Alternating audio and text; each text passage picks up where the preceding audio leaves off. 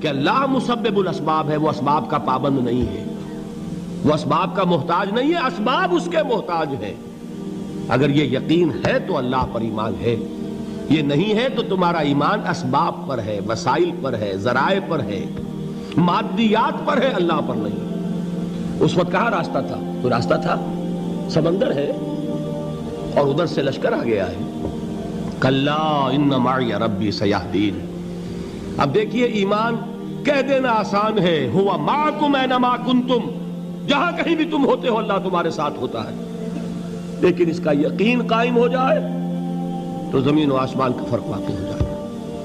یہی بات ہوئی حضور کے ساتھ۔ غار ہے، چھپے ہوئے ہیں محمد الرسول اللہ اور آپ کے وہ یار غار ابو بکر صدیق رضی اللہ تعالی عنہ۔ اقبال نے حضرت ابو بکر کی شان میں چند اشعار کہے صرف، لیکن واقعہ یہ ہے کہ بھاری بھاری نظموں پر اور قصیدوں پر بھاری ہے، طویل ترین نظمیں اور قصیدے ہوں ان پر بھاری ہے۔ ہمت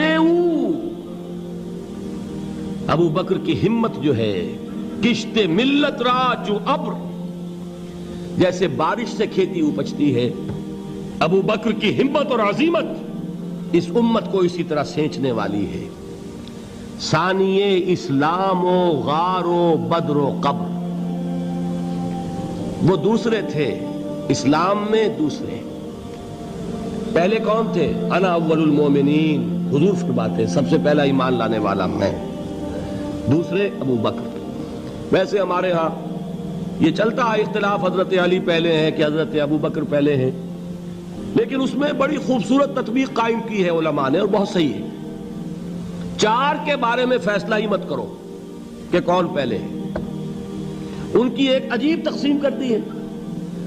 آزاد مردوں میں، بالغ مردوں میں سب سے پہلے ابو بکر، بچوں میں سب سے پہلے علی، خواتین میں سب سے پہلے خدیجہ، اور غلاموں میں سب سے پہلے زید ابن حارثہ۔ بڑی پیاری تقسیم ہے، یہ چاروں ہی پہلے ہیں، ہر ایک کے لیے اولیت ہے۔ اور واقعہ یہ ہے کہ اگر زمانی اعتبار سے تعین ہوگا تو پہلے خدیجۃ الکبریٰ آئیں گی رضی اللہ تعالی عنہ۔ کسی اور سے بات کرنے کی نوبت بعد میں آ سکتی ہے، پہلے تو اہلیہ محترمہ سے بات ہوئی، آتے ہی پہلی وحی ہوئی ہے، ابھی تبلیغ کا حکم نہیں تھا۔ کس کو بتایا واقعہ؟ ابھی اپنی نبوت کی تبلیغ کا تو حکم ہی نہیں آیا۔ واقعہ کس کا ہے؟ وہ خدیجہ کا ہے۔ جب کہا ہے کہ خشیت علی نفسی، مجھے اپنی جان کا اندیشہ ہے، تو کیا جواب دیا خدیجہ نے رضی اللہ تعالی عنہا؟ وہ صدیقۃ الکبریٰ ہے۔ صدیقات جو ہیں خواتین، ان میں چوٹی پر خدیجۃ الکبریٰ ہے رضی اللہ تعالی عنہا، اور صدیق جو مرد ہیں ان میں صدیق اکبر ہے ابو بکر صدیق رضی اللہ تعالی عنہ، لیکن صدیقات میں چوٹی پر۔ جب حضور نے فرمایا خشیت علی نفسی، کیا فرمایا؟ کیا عرض کیا؟ کیسے تسلی دی؟ نہیں، اللہ آپ کو ضائع نہیں کرے گا، آپ غریبوں کے ہمدرد ہیں، آپ مساکین کے تکالیف رفع کرنے والے ہیں، آپ بیواؤں کی سرپرستی کرتے ہیں، آپ مسافروں کی خدمت کرتے ہیں، اللہ آپ کو ضائع نہیں کرے گا۔ یہ یقین ہے اس خاتون کے اندر۔ خیر وہ ایک علیحدہ بات ہو جائے گی۔ میرے دل پر حضرت خدیجہ رضی اللہ تعالیٰ عنہ کی شخصیت کا بڑا گہرا نقش ہے، جو وہ کوئی اور ہی وقت اور موقع ہوا تو بیان ہوگا۔ بہرحال اقبال نے ایک مصرے میں جو چار اولیتیں جمع کر دی ہیں، ہمتیں او کشت امت را چو ابر، ثانی اسلام و غار و بدر و قبر۔ اسلام میں حضور کے بعد پہلے کون؟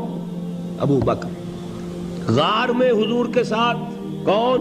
ابو بکر۔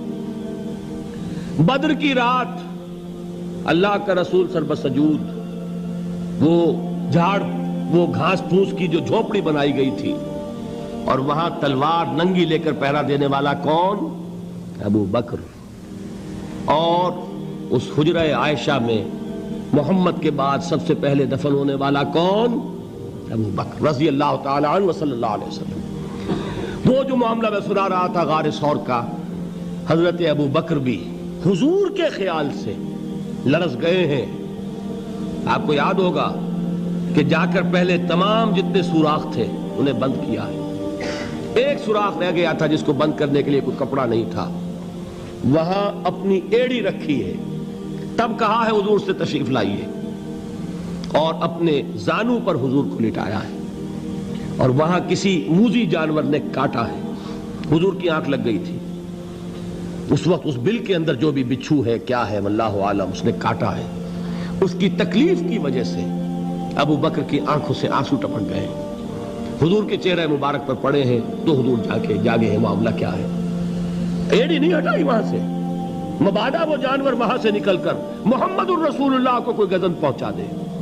ابو بکر کی ایڑی ہے, جس طرح چاہے کھا لے, ختم کر دے, جان نکل جائے تب کوئی آنچ آئے محمد پر تو آئے, لیکن جیتے جی نہیں. وہ ہے ابو بکر.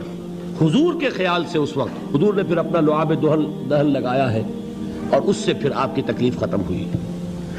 جیسے خیبر میں حضرت علی کی آنکھ دکھ رہی تھی, اس کو جو شفا حاصل ہوئی ہے وہ بھی حضور کے لعاب دہن سے ہوئی. تو بہرحال اس وقت انہوں نے کہا ہے کہ اے نبی یا رسول اللہ, اگر اس وقت ان میں سے کسی نے غیر ارادی طور پر بھی اپنے قدموں کی طرف جھانک لیا تو پکڑے جائیں گے. کیا جواب تھا اللہ کے رسول کا؟ لا تحزن ان اللہ معنا, اللہ ہمارے ساتھ ہے, کیوں گھبراتے ہو ابو بکر. یہ ہے ایمان باللہ, میرا مالک اللہ, میرا رازق اللہ, میرا محافظ اللہ, میرا مددگار اللہ, میرا پشت پناہ اللہ, میرا دوست اللہ. یہ دوستی ہے اللہ کی جو لب لباب ہے, حاصل ہے ایمان کا. اسی کا نام ولایت ہے. اولیاء اللہ کے سروں پر سینگ نہیں ہوتے. جس کے دل میں ایمان راسخ ہو چکا ہو وہی اللہ کا ولی ہے. جسے اللہ پر یقین ہو چکا ہے وہی اللہ کا ولی ہے.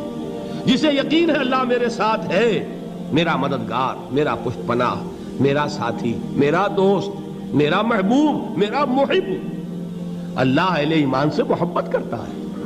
واللہ یحب الصادقین, ان اللہ یحب الذین یقاتلون فی سبیلہ صفا کانہم بنیان مرصوص. اللہ محبت کرنے والا, اہل ایمان محبوب, اور اہل ایمان محبت کرنے والے اللہ محبوب. والذین آمنوا اشد حبا للہ. آپ تصور کیجئے جسے یہ رشتہ ایمان یا رشتہ ولایت حاصل ہو جائے, الا ان اولیاء اللہ لا خوف علیہم ولا هم یحزنون.